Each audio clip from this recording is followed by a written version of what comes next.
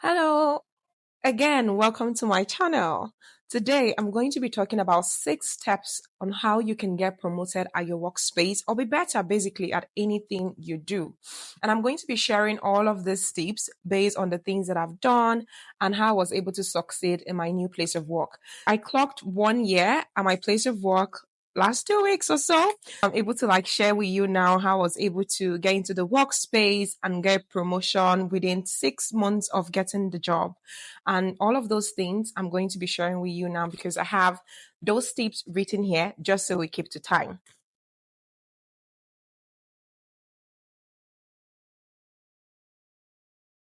If you're joining my channel for the first time, I am Ioron-Aloho, and on this channel, I talk about lifestyle, project management, but I use project management to talk about every single thing that I talk on here, from traveling to day-to-day life to incorporating or designing projects and so on. Stay with me and let's get into it. Now, I got a job last year, 9th of February, and within 3 months in my workspace, I got a bonus award, which came in with some monetary award, but also it was a really, really good award that was able to set you apart and just give you that validation that you needed.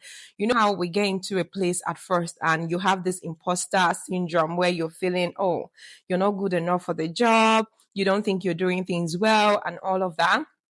When I got that, it really helped me. It made me believe more in myself and made me feel more at ease with the title that I had, with the responsibilities I had, because then I felt like I was doing the right things. And then 6 months into the job, wow, I got a promotion. That was really huge for me. And a lot of people at the workspace were really surprised. They were happy for me. But one thing my line manager always said to me then that made me really happy about that was I was one of the first person to get that quick of a promotion since starting at one. That was a really huge thing for me. And I'm going to be sharing with you exactly 6 tips as to how I got to that level. But this is like a value or ethical thing that I do and how I handle all of the projects or other external works that I do. And the first one I'm going to talk about is mindset. Not looking at what you're paid, but basically doing the job because you want to get the job done. You see how sometimes you get working or somebody contracts you for a work, or let's say you're a caterer and somebody contracts you to do a job. If you accept to do that job, you should give your all to doing it. Go all out. Ensure that you deliver that job in a way that those people would really, really love that, recommend you, or even come to you for more. But sometimes when we accept to do certain things, we accept them and do them according to how much we're paid, according to our moods, according to how maybe our relationship with that person is. You're not doing it because you want to give good work to whatever it is you're doing or you want to be efficient. You just do it based on whatever pay grade someone is giving you. You have a client who pays you a 1 million naira. There's a certain way you go about doing the job for that person. And if you have someone who pays you 200,000, there's a different way sometimes you go about doing that job as well. Now, whether somebody pays you a 1 million naira or 200,000 shouldn't show disparities as to how you do a job. You should still go all out regardless and do that job. And that's the first thing. That's the mindset. If I accept to do a job, if I'm working in a place and you're paying me 25,000 naira, mind you, when I started working, my first salary after teaching jobs and everything after my graduation was 25,000 naira. And I did that job so well that I was promoted to the level of a manager within a year. That was because it didn't matter that I was being paid 25,000. I was given a tax, I was given a responsibility. And I felt like I owed it to myself and to the person who contracted me to give in my best. It didn't matter how much I was being paid, I still went all out and did the job. Please, whenever somebody contracts you to do something or you're on a project, you're working in an organization, in a company, don't always look at the salary and give according to how much you're paid. Always go all out. You don't know who is watching, you don't know who is seeing, but you're building a principled way of living your life in such a way that no matter what, people are going to recommend you for jobs because they know that you're going to deliver regardless of whatever pay you get. Now, another thing is shared ideas. That's what I have here. And in this one, I'm just going to say I'm someone who doesn't hoard opportunities. I always share ideas. If I have an idea to build a product, I'm going to share that idea with my friends, with my colleagues, with everyone. If it's an idea I feel like is going to bring maybe more sales or bring more customer retention to the company where I'm working, best believe I'm going to share that. I'm not going to keep it to say, oh, when I start my own company, this is something I'm going to do. I basically bring up that idea, share it to everyone, and then we kind of like test it, bring suggestions. How do we go about this? And then we do it. Don't be a hoarder. And by the time you're already sharing ideas, people just want to have you on their team, right? Because they know that, oh, if this person is here, if there's any problem, she's going to bring a solution to it. It's just saying you're a problem solver. Be a problem solver wherever you are. Don't keep quiet always. If you have ideas, if you're someone who doesn't like to really talk in gatherings and all of that, you can write a mail or you can have like a one-to-one meeting with either your line manager, another colleague, and then share those ideas.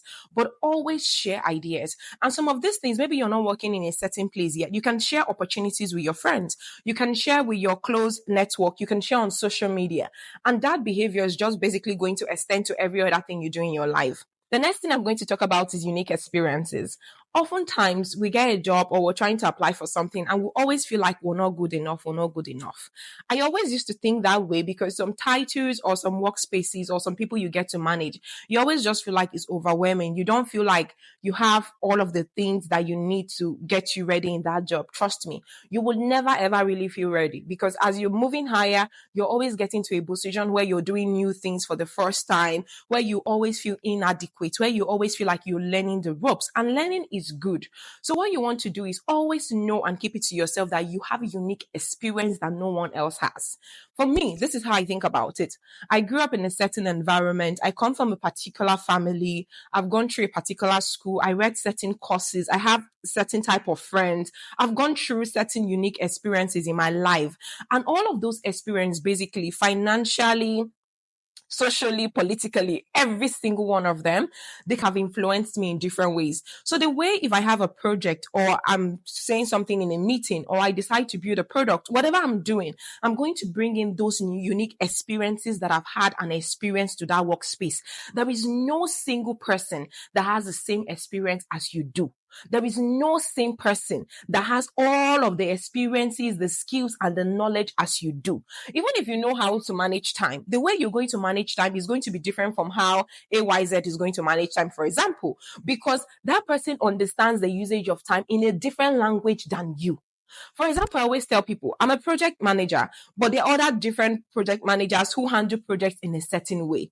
I will likely not be handling projects the way other people are handling, even though maybe I have those skills, the knowledge, and all of those things. The way I'll handle my workspace, the way I will lead a project, the way I'll lead my team will be different. And all of these things just sums up to show you that you have a unique experience that no one else has. When you're going into a project, when you're going into a job, always know that you have something to offer that no one else has.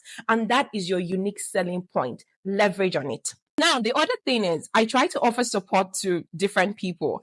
And because I try to offer support, I get to also learn from those I offer support to. If this team or this department are working on a project and they say, oh, we have an open space, anyone who wants to support us, I'm going to volunteer for that. Why? Because through those volunteering, this is the same organization, the same company. It's not like you're even going outside, right? Because you have your own department where you're working. Let's say you're in marketing, for example, and there's a department that is for publicity. I could maybe say I want to volunteer for an open thing that they want to do and I'll work with them. Even under marketing, you have different people doing different things. If there's a project that 3 or 4 persons are working on together, sometimes I offer to support them on it. And through that, I get to learn. But because you're doing that, is also providing visibility for people to see the skills that you have. You just like how we always pray, may your name be mentioned in places where maybe you're not even there, but your names are mentioned in those places. How would people get to mention your name in places where you're not? It's because they've seen what you're capable of doing, because you've offered support to people and they've seen what you're able to offer. They've seen the skills that you have. They've seen the knowledge that you have. And they feel like you're best suited to do this particular job. In offering that support, you're also like supporting yourself, investing in your own skills and putting yourself out there for other people to see. The other thing I did in my own workplace, this is very particular, was that I redesigned a program and took ownership of it.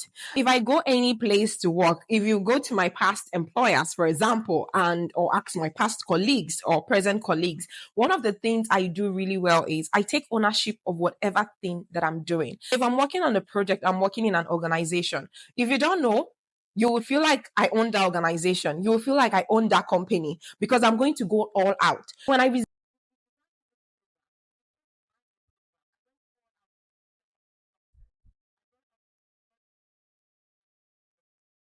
By the time you do that and people see that, they are able to trust and give you even bigger responsibilities. And that ultimately will mean promotion because you have a bigger role to play. And the last but not the least is give honest feedback. This is one of my favorite. A lot of times we're scared to give feedbacks or to even hear feedback. Just the way I give honest feedback, I always appreciate honest feedback because I feel like that's one of the ways in which you can learn, the fastest ways you can learn. And we're having one to ones or performance evaluations. I always say, please tell me the honest truth. What can I improve on? What should I do better on? And all of those kind of things. And I track the changes that I make after I receive those feedback. I don't just hear about it and then I go and cry and be like, oh, there's this particular thing I'm not doing so well. I need to improve myself on it and all of that. No, I go back, I sit down, I have a rethink. What can I do to improve visibility for me if that is the problem? What can I do to ensure that I can do this thing better if that is the problem? That is the feedback. I'm getting feedback from friends, I'm getting feedback from colleagues, I'm getting feedback from line managers, from places where I work. I'm learning how to improve on myself. And then I also self evaluate myself. Because honestly, you know whether you're doing well on something or not. And then other people can also tell you. If you're able to tell yourself the truth, it won't be as bad as you hearing it from other people. But giving honest feedback truly is one of the best ways that you can learn because you're able to give and receive that feedback. When someone comes to you and tells you that you need to improve on this, don't always take it in bad faith. Sometimes they really just want you to grow and improve. And here, these are my 6 steps on how you can get ahead at work, get promoted, and retain your job or get other projects as well. Until next time, I remain your host on this channel, Gunan Ioron-Aloho. Keep subscribing, liking, sharing. Let's move it and spread the word on project management. Thank you.